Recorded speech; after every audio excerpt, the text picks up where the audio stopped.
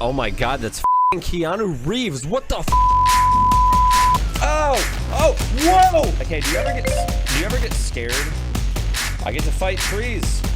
Knew it. Yo, that's intense, dude. Oh yeah, I'm super excited for Resistance. Hello everyone, my name is Hazeblade. I'm a content creator on YouTube and Twitch where I primarily perform speedruns as well as miscellaneous content like randomizers and such for the Resident Evil franchise. So for anybody that may be new to speedrunning and is kind of looking to know a little bit about it and kind of what it is, the way I would describe it is really just kind of a race against the clock to try to beat a game as fast as you can. It really is that straightforward. Every game is a little bit different, but the general idea is that within a certain set of rules, you have to try to beat the game as quickly as possible. And depending on the way you look at it, some people speedrun competitively to try to be the best in the world and go for a world record. Other people, it's a race against themselves to try to just be a better version of themselves and to perform the run better with every iteration of the run. I got my start speedrunning when I was initially streaming on Mixer, and I decided that I was due for a change, decided to take the move to Twitch. And ultimately, when I first got started, I was performing runs of Dark Souls, not really in a speed run sense, but I was really having fun with Dark Souls 3. And ultimately what ended up happening was I decided to take on this challenge where I was going to try to grind out max level before, like trying to use any cheats or anything like that. I wanted to do it legitimately. And as a result, I needed to kind of learn how to speedrun the game in order to do it efficiently, which unfortunately I was never actually able to complete that challenge. But the end result, though, was that I found some speedrunners like Nems and Jesus Here's Toast and was watching them and ultimately decided to try my hand at Dark Souls and Bloodborne. I very quickly found out that while I consider myself a great Dark Souls player, I am not a great Dark Souls speedrunner. And ultimately, I found Games Done Quick. I started watching some runs on there and ultimately found Pessimism's run of Resident Evil HD Remaster. Immediately got hooked on the game and I started speedrunning that for about 6 months until RE2 Remake came out, and that's pretty much where everything took off.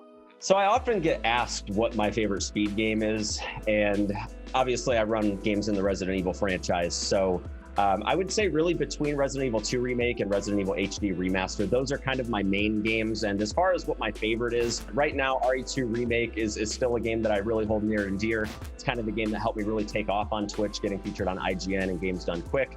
But right now my big project is HD Remaster. We're learning a lot of different categories between any percent and 100%. Just like your regular old any percent. Some people do want to see a version of the game that's ran where you can't, glitch through walls and stuff like that. So most communities, not all communities, but most communities will have a category where you can't glitch and a category where you can glitch. And it's usually either called like no major glitches, or sometimes they do lump the skips into their any percent category. It really just kind of depends. Wow, time save. Okay, I'll take it. With RE2, we actually rebranded our glitched category to be any percent because we found that you have to kill all of the bosses in the regular route anyway, which kind of just makes it 100% as it is. So what we decided is that we were going to just go ahead and put it as an any percent category, just so that way people that were new to running would recognize it in kind of correlation to other categories that have major skips like that. When I officially became a moderator, I brought the topic up, and after we had made the switch, we actually did notice that more people were running that category as a result. So that's one example where branding sometimes can be a huge component to just like getting more people to run your category. Like if you have a name that nobody's ever heard of before, you're like, what is this? Like, I don't understand. Like, what is glitched? What is like,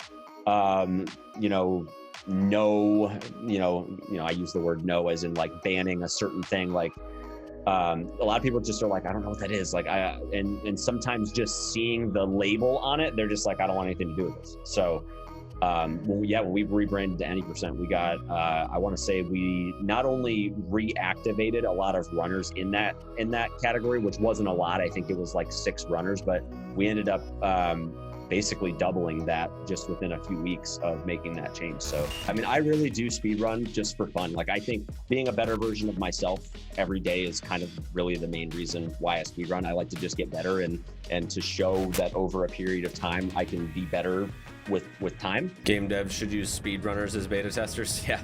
But yeah, I would say that as far as goals for speedrunning goes, I like to optimize games. I like to try to showcase the best version of it as possible. But at the same time, I try not to get so consumed by one category. I heard that Secret got a 146.03, but I could be wrong. Once it gets to a point where I feel like I may be getting discouraged or just not getting where I want to go with it, I do know when to move on and to not let it get the better of me. And so with that being said, I'll usually move on to another category, oftentimes within the same game, or I'll start to explore different content, like doing a randomizer. So for example, recently I ran the rAge randomizer by Ben Powell, and instead of randomizing all of the enemies, I only chose the Tyrant, which is the end boss of the game, to be the enemies. So it was kind of hectic, but it was still kind of fun to still be able to use most of the speedrun strategies that you would look forward to normally. But instead of using them against zombies and hunters and dogs, I use them against the entire game being the final boss. So it was a lot of fun. But yeah, I try to switch it up where I can and to showcase the best of what I can. That is the biggest thing that I hate about this game. I hate that there's just so much like dialogue. I hate this enemy. I hate these missiles. Oh my god, I hate this boss. I hate that she moves so freaking slow. I hate wasting ammo. I hate the way that you search for things on the PlayStation Store. I hate having them in my item box. I hate it when he does that chain attack. I hate lickers, man. Freaking hate these lickers, man. I hate Sherry. I hate the water puzzle. I hate the camera angle change. I hate that I don't have auto aim. God, I hate these dogs. I'm starting to get a reputation in HD Remaster right now as the YOLO runner. Oh! YOLO, let's go, dude. I just go for it because I'm like, look, this is either gonna be the run or it's not. Oh! What did I do? What did I do? Dude, he just dabbed. Did you guys see that? No. I moved too soon. Stay away from me. Stay away. I was like, no, no, no, no, no. I'm not sure why I'm losing. Get away. No. Ah, no, no. Damn, I just lost a ton of time there. It's gonna be fine. It's gonna be fine. So when the creators of Resident Evil 2 reacted to my run, of course, I knew about it quite a bit in advance, having to get permission to use my content and having to coordinate with Capcom. It was something I was in the loop on a few months before the video came out. But I was definitely nervous to see what the developers had to say. I wasn't sure if they were going to respond in a negative way, like, hey, you're breaking our game, or if they were just going to be really excited about somebody who had so much passion for the game. Hey, he's already been hit. Yeah, you sure you're gonna be able to speedrun this? Do this with a knife. This is amazing. What? Wow, look at that. We had no idea. Ampo-san's a bit surprised here. And Pete Fabiano, Kadoe-san, Ampo-san, they did a fantastic job with the commentary. Nothing but great things to say about the run. And I just felt like it was really incredible opportunity to just be able to showcase everything that I put into the game for, gosh, I want to say that was about 8 months at the time of just relentlessly grinding that game. And it was very, very wonderful to see how amazing the comments were and what the response was. It was fantastic. Oh, that was fast. I mean, it's amazing that somebody would go through these lengths to, understand the game so fully. So I would definitely say having a community behind me is the biggest source of motivation possible. And when everybody's cheering in the chat, and sometimes we go emote only, and there's just emotes flying all over the place, it's a lot of fun to have that community behind you. And I would say, just from a personal experience, I don't perform speedruns off stream because I think from the community side of things, having that motivation from the community is really what elevates a lot of runners, I would say, not just myself. Like when you really think about it, like speedrunning is such an intricate art form because you're really taking, I would say, probably hundreds of different pieces throughout a 60-minute run. maybe even thousands when you think about it, because like you have to have like this amount of ammo, this amount of durability left on your knife, this amount of health, because at the end of the day, like I would say the difference between like art from a drawing standpoint versus from a speedrunning standpoint is that when you're doing art and you're working on a piece, sometimes you might have a lot of things that you really like about it, and you might be able to erase some of what you don't like and replace it. With a speed run, you don't get that luxury. It's like if you lose the best parts of that run because you tank a section mid-run, it's over. You have to start from scratch. But the important thing is that you learn from your resets. So for those looking to get started in speedrunning, I always recommend going straight to speedrun.com for your initial kind of wave of getting the terminology and meeting your first handful of people.